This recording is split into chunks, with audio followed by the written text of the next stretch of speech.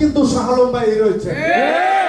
কথা কি আপনারা বুঝতে পেরেছেন? বিএনপির তালিকাভুক্ত প্রার্থী শাহ আলম যদি তালিকা চেঞ্জ করে, তালিকা নবায়ন করে, সেটা পরের বিষয়। আমি এখনো মনে করি আমাদের প্রার্থী বিএনপির প্রার্থী আলহাজ মোহাম্মদ শাহ আলম, এটা নিয়ে কোনো আলোচনা নেই। শাহ আলম ভাইয়ের প্রার্থীতা আপনাদের আনতে হবে। এই পরিস্থিতি আগেও বিএনপিতে ছিল না, এখনো নেই। এর নীতি নির্ধারণী সিদ্ধান্ত বেগম খালেদা জিয়া দেন, তারেক রহমান দেন। তবে বিএনপির নেতা কর্মীরা অবশ্যই অবশ্যই ভালো লোকের পক্ষে। আমরা নিঃসন্দেহে বলতে পারি শাহ আলম ভাই যদি এমপি হয় তার বিশেষ কোনো বাহিনী থাকবে না। শাহ আলম ভাই যদি এমপি হয় কোন মেল ইন্ডাস্ট্রিতে কারো চাঁদা দিতে হবে না। শাহ আলম ভাই যদি এমপি হয় এলাকায় দারিদ্ররা খুব কষ্ট করবে না।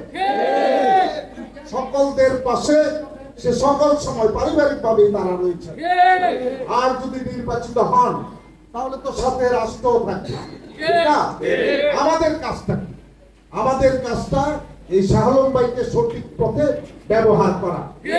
আমি বিনয়ের সাথে নেতৃবৃন্দদেরকে বলতে চাই, আপনারা নেতা হয়েছেন জনগণের ঘাম দিয়ে, ঝরানো পরিশ্রম দিয়ে হয়েছেন, কিন্তু মুনাফিকি করবেন না।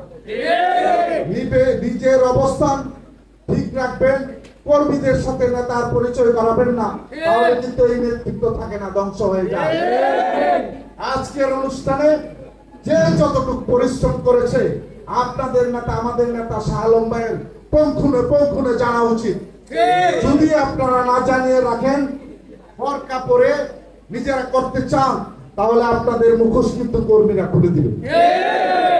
আমি সাবধান করে দিতে চাই, কোন রকম দল নিয়ে ছিনিমিনি খেলা চলবে না।